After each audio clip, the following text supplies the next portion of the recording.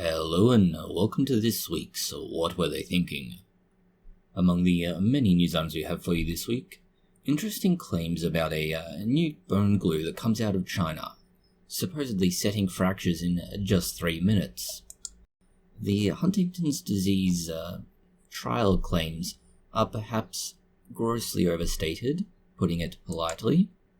The clinical trial that claimed apple cider vinegar can help with things like weight loss has been retracted, and for very good reason. The magnetic field around Earth is flipping, and this is creating some rather uncomfortable sounds. And finally, the Bent Spoon nominations for 2025 have been opened up. The timestamps for these and other news items can be found in the description box below. We'll start with claims about a Chinese bone glue. This is theoretically a brilliant solution to the problem of any kind of fracture. You break a bone, you either need to set it in place, or, and this is the problem, try and pin it, screw it, and plate it into position if it's a large enough break. Either way, the entire injury and fracture is immobilized for an exceptionally long time. This glue is effectively an alternative to superglue that works on bones and thereby avoids the need for something like surgery. The advantage to it versus, superglue rather obviously, but the other method is simply that it works in about 3 minutes.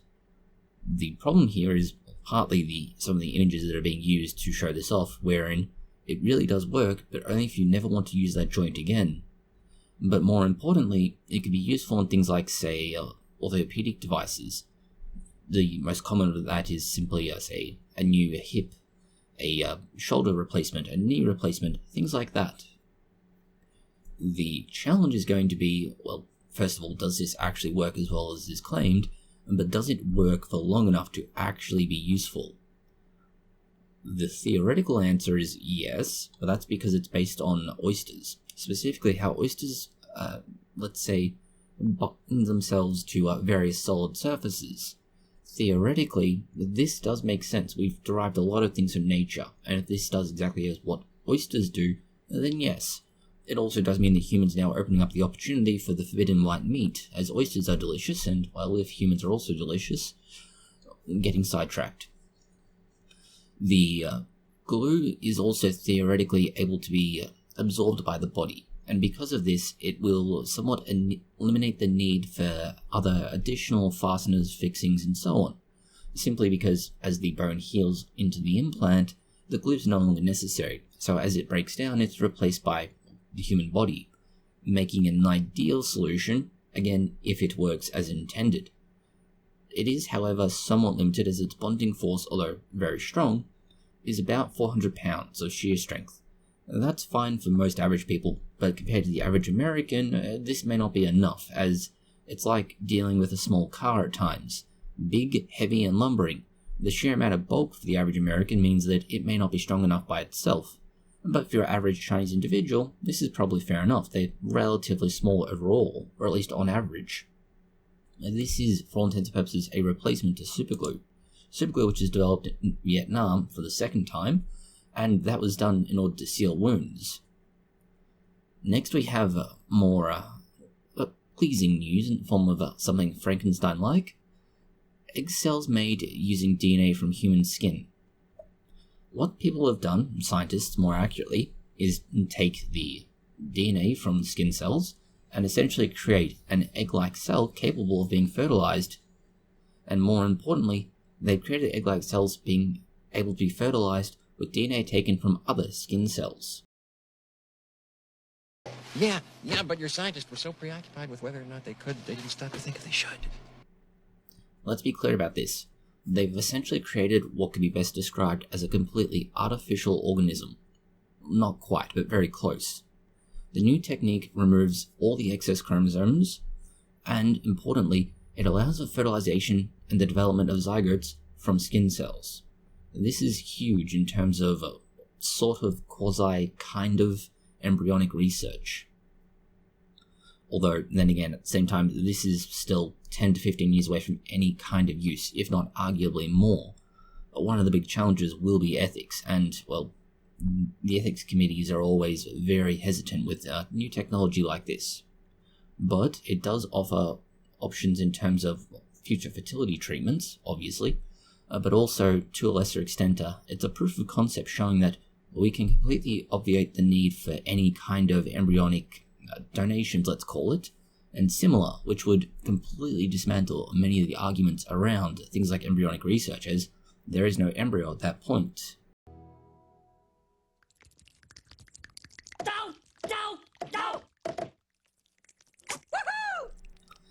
The way this works is that it takes a mature oocyte, and rather than try and use that as it is, it takes a somatic cell and turns the somatic cell, that is a cell that's not a, let's say, reproductive cell, to make it easy, and turns it into that oocyte instead. It's a currently was theoretical approach, but in practice now it means that it works.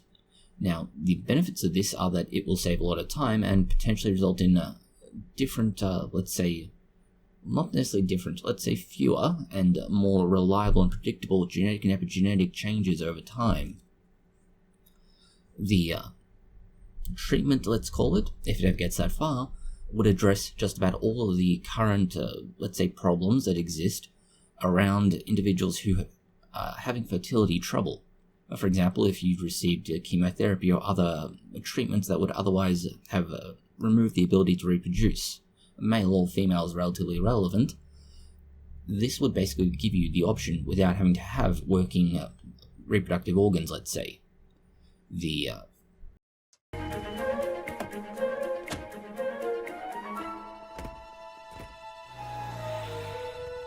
What the hell? Hi, is Peter Griffin here? Oh my god. Is everything okay? Yes, it's just... You look just like... What's going on? Technology, if we want to call it that, means that the gamete, rather than having the usual 23 chromosomes, has 46, the full complement. This does, however, create one, let's call it minor caveat.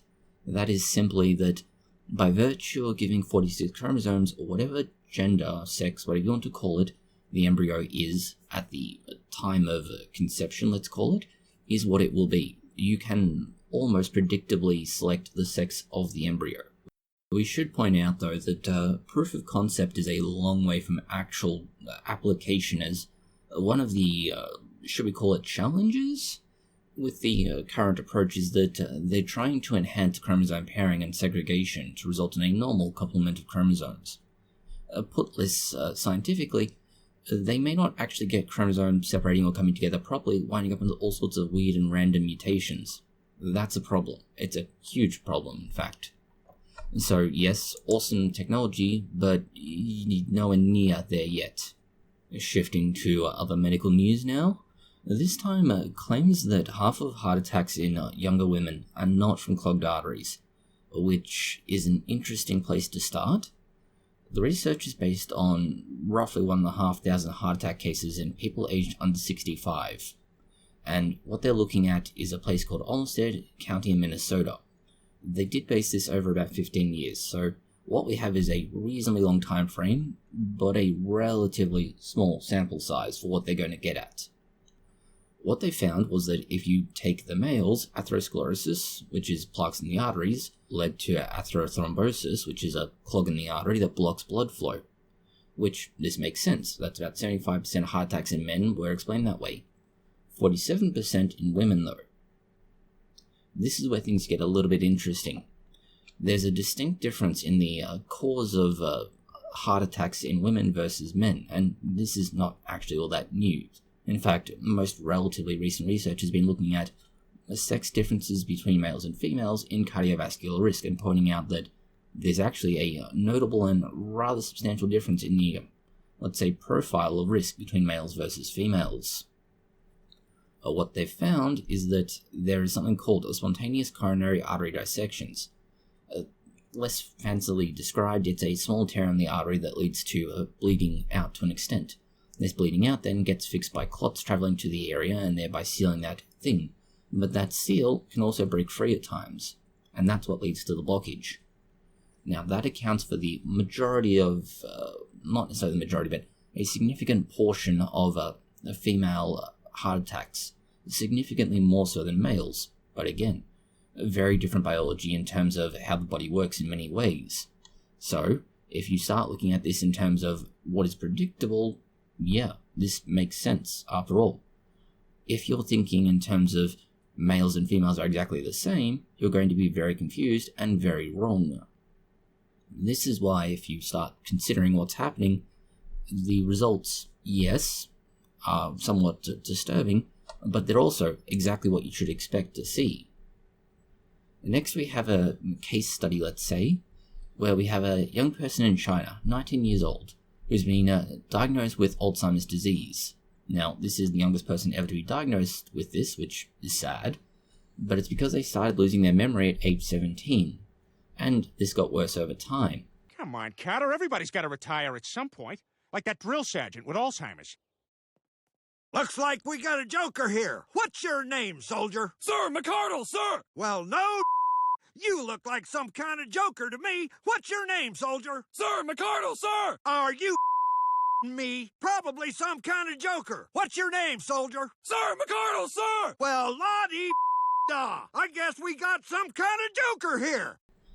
This led inevitably to brain scans eventually, and the brain scans show that no, their brain is shrinking. At least parts of it are. This is the part of the brain that is associated with partly Alzheimer's disease. Typically speaking, Alzheimer's disease starts for most people age 60 or so and above, but not in this case. It's true that some people who went through high school would probably rather forget their time there, but they probably wouldn't rather forget their time there while they're in high school. So this brings us to the case study, and although yes, they are the youngest person to be diagnosed so far, this may be an anomalous outlier, it may be a misdiagnosis, or this could be a real tragedy. No matter how you look at it, it's going to suck for that individual. And next we have what could be described as promising news for those who have Huntington's disease, based on let's say, a gene therapy trial in the UK. Now this sounds great, except, well, maybe not. Huntington's disease is something that can possibly start showing up in your early 20s if you're really unlucky, and possibly when you're older. And if you're really a pessimist, you can get genetic testing to find out whether or not your life is ruined before it's even begun, very young.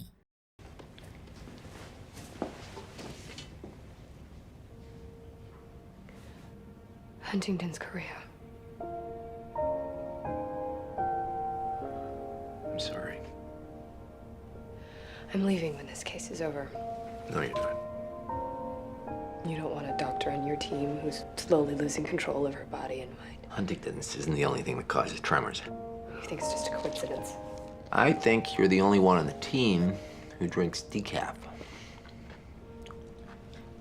I've been switching it out with regular ever since you dropped that vial. You're trembling because you're hopped up on caffeine. First vial was my fault. Medical explanation for that is people drop things. I've been walking around thinking I'm dying. You are. You don't know that.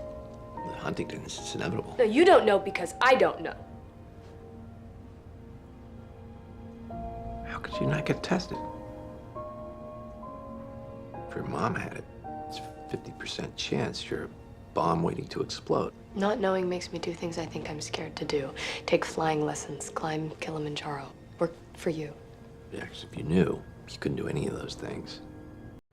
Of course, this is also on top of watching your, say, parent, guardian, etc. slowly break down over time as their brain is destroyed by Huntington's disease. This brings us to the cure that would somewhat counteract that nightmare feel. The trial by Unicure announced that a one-time brain infusion appeared to slow the disease. Great. But then we need to mention it's a small clinical trial. So this sounds all well and good. Basically, you want to look at the somewhere between 5 and 10 people in the Western world that theoretically would benefit from this. And theoretically, benefit is the key here.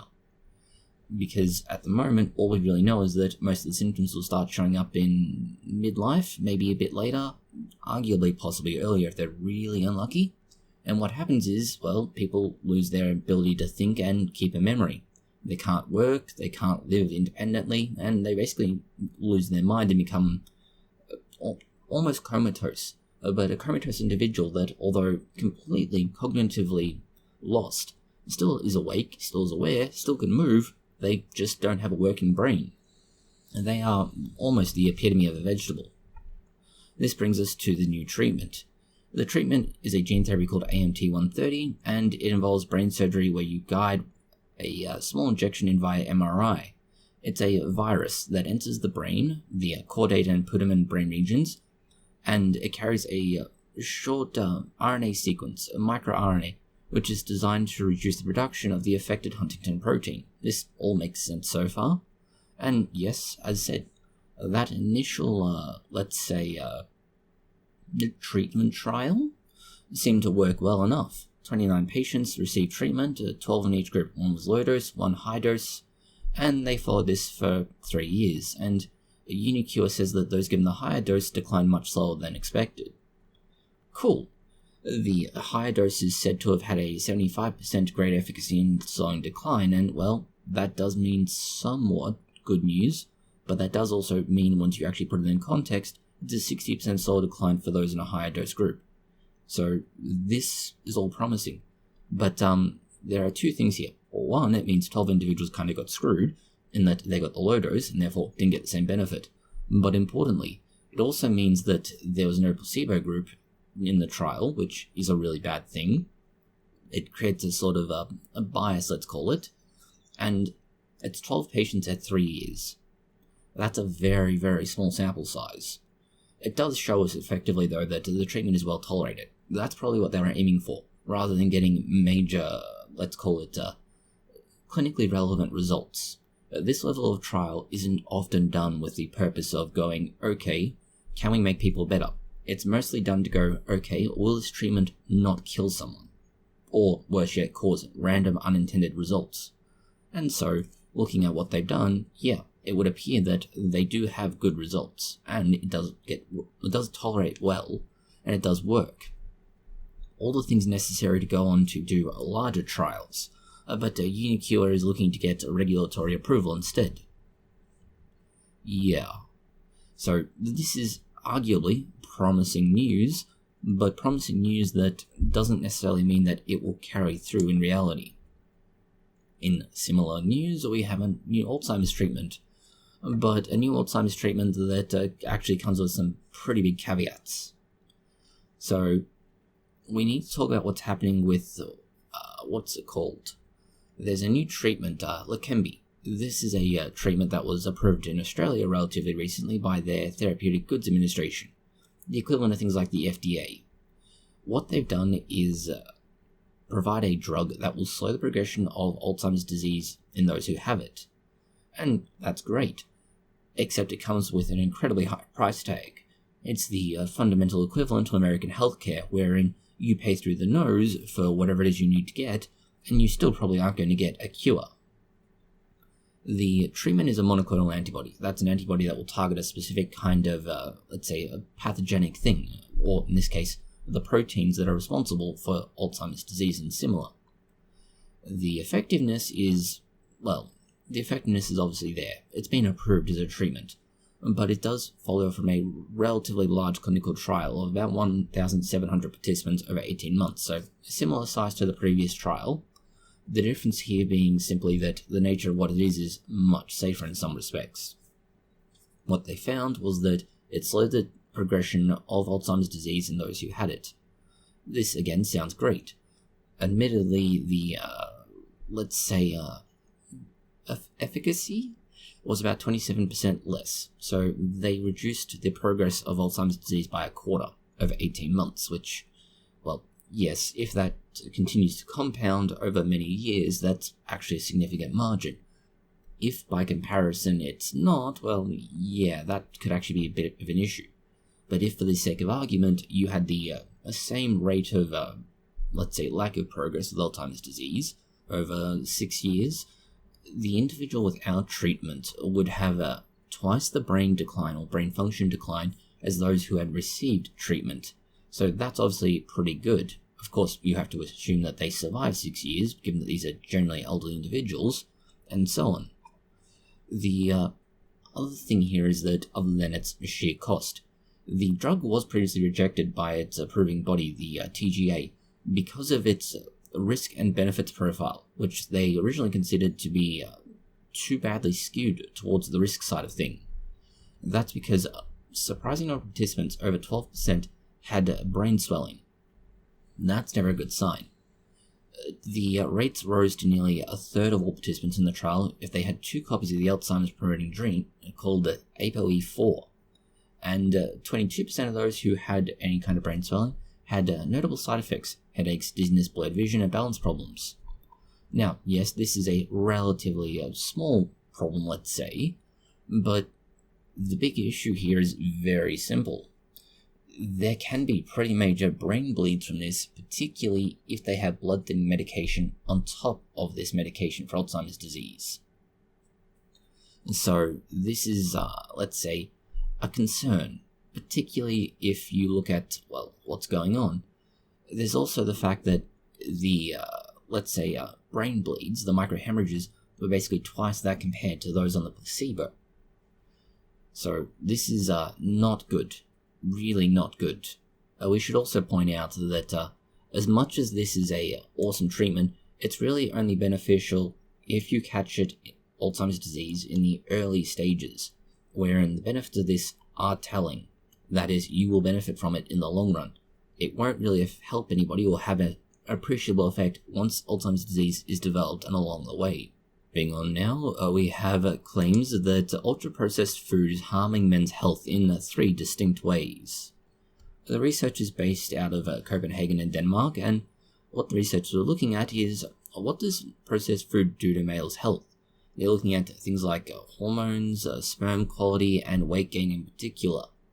The 3 being already well associated, so this is not exactly new. But what they are doing is giving a reasonably, and we say reasonably for a good reason, broad, let's say, a pattern of behavior and clear associations. The researchers took 43 men who were cisgender, which just means they were 43 males, aged between 20 and 35, who tried 2 different diets with a 3-month break in between. This is exactly the approach they should be doing when you have this kind of experimental design.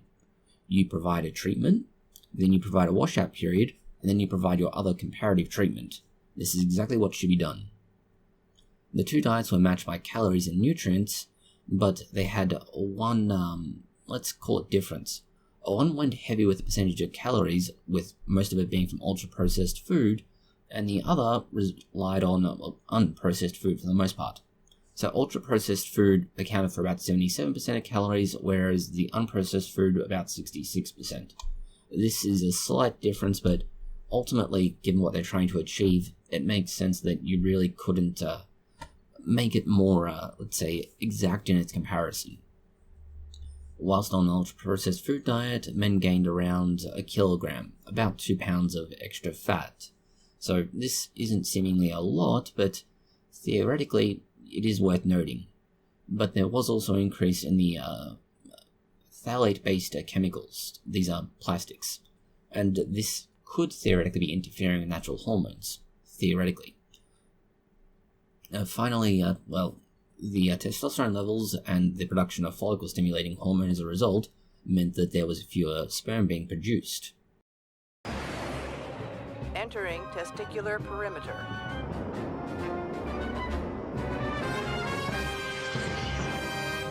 Well, do you know what today is?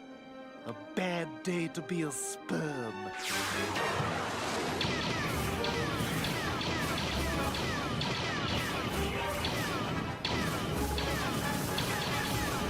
Now, it's known that throughout most of the, let's say, developed world, there has been a notable decrease in sperm production amongst males. And this has been speculated in various ways, whether it's claims that this is the reason why there's less children in the West, or developed world more accurately, and so on and so forth, which we've addressed that before. There's no major concern, and it's been occurring long before this, but theoretically this could be an exacerbating feature.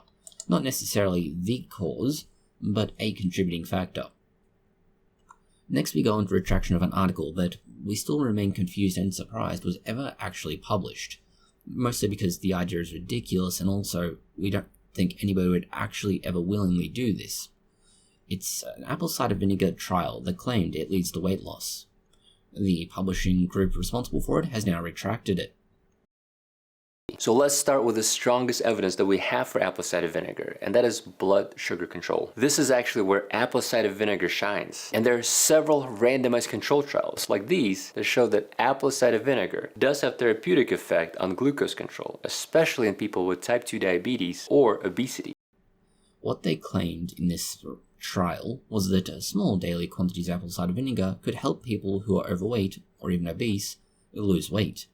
We assume that's because everybody who was consuming this was then vomiting up whatever they'd eaten previously because it tasted disgusting. The initial research essentially gained fame and infamy because of its, let's call it this, it's a magical cure to a problem that didn't have a magical cure. Essentially, they said, take this one very common and everyday thing and you will get better. This never works. It is always a false promise. The retraction comes as no surprise, but it's more disappointing it took as long as it did for it to happen. Over a year, in fact getting close to 18 months at this point in time. The retraction came after concerns about the quality of the work, the almost impossible statistical results, and the reliability of the raw data, along with issues around the reporting of methods and the lack of a trial registration. All of these are breaches of the publishing group's editorial policy. We would also have said that these are things that should have been obvious and known at the time the manuscript was submitted. The more annoying part is that these concerns were only raised in critiques of the study. Let's be clear about it. The publishing group has policies. Those policies say, if you do this, we cannot publish your research, and they still published it. Yeah, that's the problem here. And of course, the publishing group only ever became aware of it after they were basically told, oh yeah, we want to submit this, let's say, letter to the editor, this companion article or something similar, pointing out the problems with the research. And of course, it's very clear from the, let's say, lead editor's description of this situation that they were loath to retract the article. As they describe it, attempting though it is to alert readers to an ostensibly simple and apparently helpful weight loss aid, at present, the results of the study are unreliable and journalists and others should no longer reference or use the results of this study in any future reporting. It's not a simple and apparently helpful weight loss aid. As the researchers pointed out, you can't actually rely on the research, so you can't say that it's simple and apparently helpful because it's not. There's nothing to support that position. It demonstrates a certain amount of, let's call it, unwillingness to retract a very high-profile, very clear-cut article that should not have been published. Next we have somewhat older news, but older news in that it's useful to compare what they're finding with claims that are thrown out there now. What they've done is take a look at autism rates. Autism rates amongst children and adults. This is the important caveat here. It's essentially proof of the whole autism rates haven't actually changed, just diagnostic criteria has shifted and opened up more opportunity for the identification of autism in more individuals. A long story made very short and very simple is that they took, over a 10-year period, a whole bunch of adults. That is, they looked at somewhere in the range of 12 million children in 2022. They also looked at the autism rates amongst those 5 to 8 years old through the study period. So this is fairly straightforward. Basically look at how many kids over this time frame have autism. What they also looked at was the number of adults if they ran the same sort of testing amongst those adult samples, and they found that, yeah, actually we get basically comparable rates amongst children and adults. Maybe we should just let the clam go and, I don't know, spend more time with our families. Yeah, I tried that. I just spent most of the time testing Chris to see if he's autistic. Not overly affectionate. It's worth pointing out that they found a number of notable exceptional points. That being, to start with, that particularly between 26 and 34-year-old there was a significant increase, of 450% increase. It was a greater increase for females versus males amongst children at 300% increase, and that although, yes, the adults were able to be identified at a higher rate with the new current criteria, there was a increase particularly in racial and ethnic minorities, which again kind of makes sense given somewhat, partially different presentation of symptoms, but also, more importantly, greater access to actual healthcare over time. In short, that autism rates haven't actually changed, we're just diagnosing more younger kids with a wider criteria.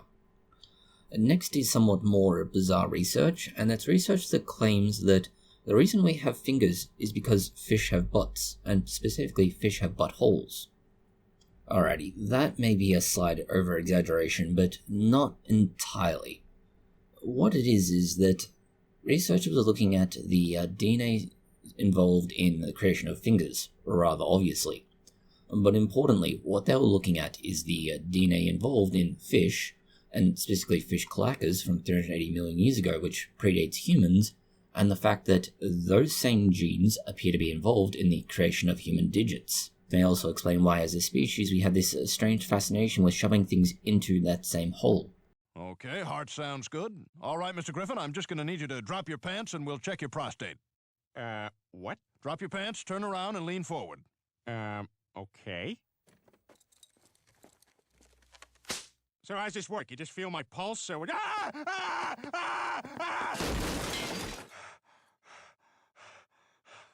What the hell was that? Mr. Griffin, that's a prostate exam. Shut up! You had your finger in my ass! That's how a prostate exam is performed. Alright, facetious jokes aside. What they've found is that the genes involved are an example of essentially repurpose, recycling, and innovation. Evolution took something that exists in fish that at the time had relatively few uses, mostly because we only have one similar location in the case of the digestive system, and, more if you account for reproductive purposes. If you take the, genes responsible, and you look at how they were modified, changed, and evolved over time, you see that, our fingers are evolved based on the same genes that form a large part of the formation of the cloaca in fish. The research comes out of Switzerland and the USA, which explains a lot about why we're seeing what we're seeing. However, the research is also based specifically on some differences observed in things like, say, zebrafish. Zebrafish do not have digits, rather obviously, they are fish, and they are missing some of the genes that are found in that particular part of the, genome, specifically the HOXD genes. They do, however, have many of the same regulatory genes that will control it. As a result, they're able to figure out that a lot of the switches that have come into existence in humans are the same switches that are responsible for making up the idea of having digits. Essentially, if a mouse has this particular kind of gene, and a zebrafish does not have this kind of gene, and you can see the differences by using fluorescence markers, you can see that the activity is present here, there, and everywhere to do certain things. Exactly what you would hope to see. Next we have an interesting article that looks at being able to create what is, for all intents and purposes, a nanomachine. Understand, we're not talking about the very advanced sci-fi version of a nanomachine. They are still an incredibly long way off. No, what we're instead talking about at this point in time is what can be kindly described as a very rudimentary machine, but far more advanced than previous attempts. What it is something that is so tiny, less than a millimeter. In fact, it's about 1/10 of a millimeter, or 0.1 millimeters. A millimeter is about 1/25 of an inch, and this is obviously 1/10 of that again, so roughly 1/250th of an inch. What it does is drive a small mechanical device, and what they're able to do is essentially move something very much like a rack and pinion device. The researchers describe it as a drivetrain, and yes, we could see how that argument could be made too, but overall, the idea is a very proof of what you can do with this, a proof of principle. They demonstrate that you can make microscopic gear trains powered by a single driving gear, and you can activate it using just light. theoretically, this could be an incredibly useful thing if it does more than just, well, move back and forth the way this one does. Shifting now, we have Earth's magnetic field and the way it's making horrible sounds.